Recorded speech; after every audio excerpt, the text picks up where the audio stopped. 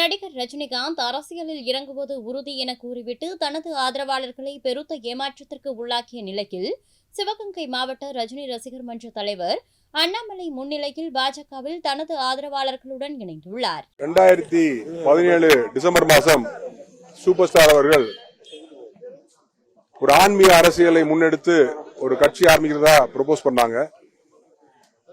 அது ரொம்ப மகிழ்ச்சி அளிச்ச விஷயம், எல்லாத்துக்கும் தெரிஞ்ச விஷயம். அது அன்பார்ச்சுனேட்லி லேட்டஸ்ட் ஸ்டேஜஸ் அது நடக்க முடியாம போயிடுச்சு.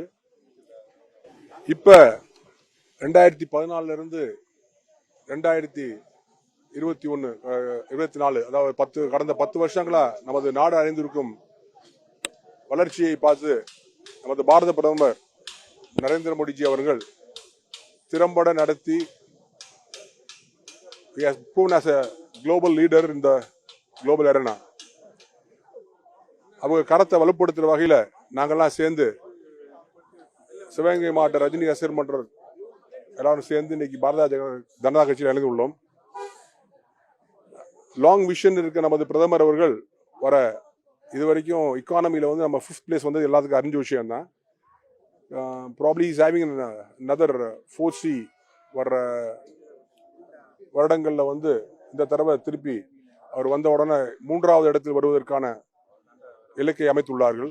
அதை சாத்தியப்படுத்துவதற்காக சிவகங்கை தொகுதியில் பாரதிய ஜனதா கட்சி மீண்டும் ஜெயிச்சு நாங்க வந்து ஒரு MP கொடுக்கறதுக்காண்டி எல்லாரும் சேர்ந்து பாடுபடணும்னு சொல்லிக்கிற நேரத்தில் நமது மாநில தலைவர் அவர்கள் 234 தொகுதியிலையும் நடைபயணம் மேற்கொண்டு ஒரு பெரிய புரட்சியை அவர் ஏற்படுத்தியிருக்காருன்னு சொன்னா அது மிகையாகாது. செய்திகளை உள்ளது உள்ளபடி தெரிந்து கொள்ள ரெஃப்ளெக்ட் நியூஸை சப்ஸ்கிரைப் பண்ணுங்க.